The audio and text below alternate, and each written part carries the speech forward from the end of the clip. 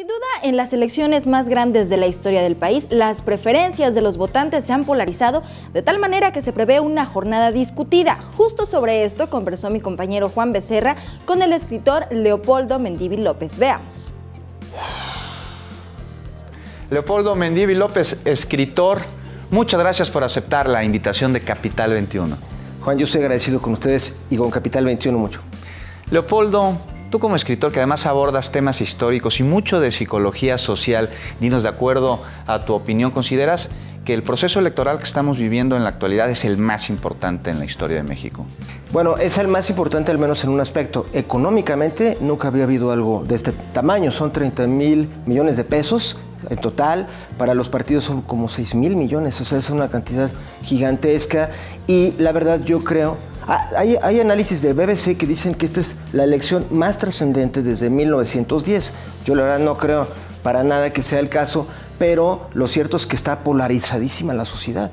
Como yo creo que más que de lo que estaba en 2006, y ya vimos lo que pasó en 2006, en donde dos grupos, básicamente los que querían o quieren ahora que llegue Andrés Manuel López Obrador y los que no quieren que llegue, y en el 2006 llegó a una confrontación muy fuerte.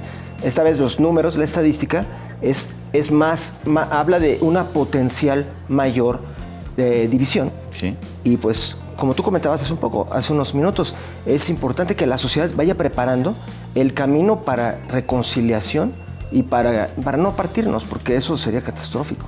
Y hablas de cifras, Leopoldo. ¿Consideras que los instrumentos de medición, las encuestas, son pues herramientas con las que uno puede confiar y que de alguna manera podrán predecir el resultado del próximo 1 de julio? Mira, yo tal vez no debería decir esto, pero yo trabajé mucho tiempo en una encuestadora. No puedo decir el nombre, pero me consta cómo sí se pueden alterar los números de una manera increíble. O sea que sí, yo creo que las encuestas como tal son tan cuestionables como que la vecina me dijo algo.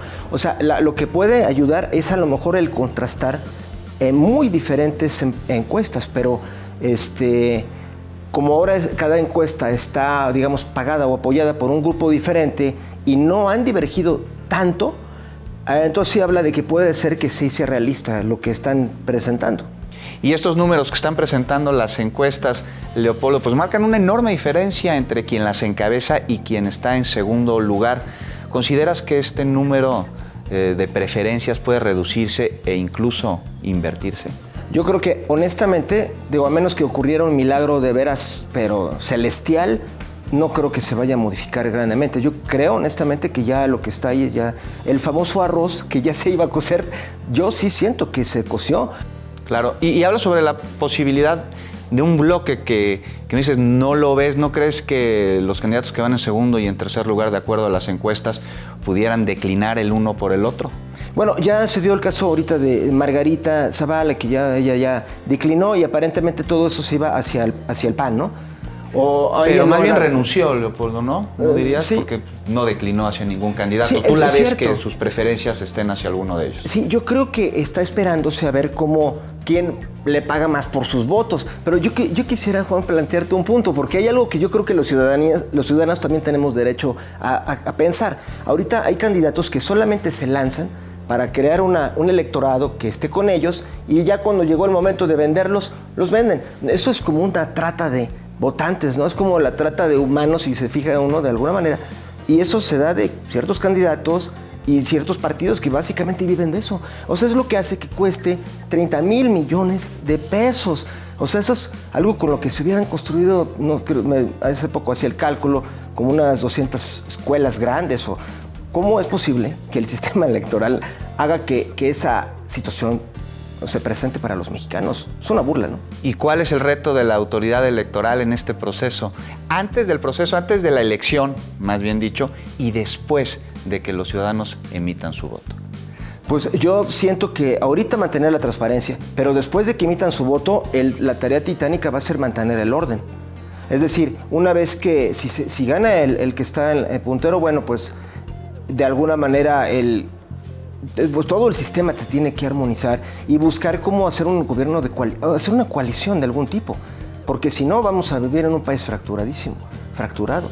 Y del otro lado, si por ocurrir este milagro celestial, que básicamente a menos que sea como el fraude del 88, pues básicamente sería un peligro social, un levantamiento por enojo, por ira, por cólera, quizás, y en ese caso trabajar para ver cómo integrarnos como mexicanos. ¿Y qué necesitamos precisamente? ¿Cuál es el camino que debemos de tomar como nación en materia de política exterior, de comercio exterior y de desarrollo? Mira, yo pienso que eso es algo que ojalá que los tres candidatos fuertes, honestamente tienen un pedazo de lo que se necesita, pero como está fraccionado, ahí está el problema, porque, digamos, el puntero lo ve de un enfoque muy, muy de izquierda y hace falta pensar, o sea, bueno, tiene ya a empresarios que son importantes, pero mientras México no piense cómo realmente ser industrialmente poderoso, tecnológicamente avanzado, crear una verdadera importación de tecnología, transferencia, para que nosotros creemos la tecnología. ¿Y ves en alguno de los candidatos pues las propuestas y las estrategias para llevar a México a la modernidad que mencionas? Yo creo que esa modernidad indudablemente la tiene Ricardo Anaya del PAN, pero creo que la visión socialmente importante la tiene Andrés Manuel López Obrador. Y hay algunos aspectos de cómo manejar toda la máquina que las tiene MID, pero el asunto, creo yo también, hay un fenómeno que tú y yo platicábamos hace rato, que es que ahorita el electorado ya está viendo a su líder como un caudillo. Leopoldo Mendívil López, pues muchas gracias por compartir tus puntos de vista con nosotros. No, Juan, para mí es un honor estar contigo en tu programa. Gracias.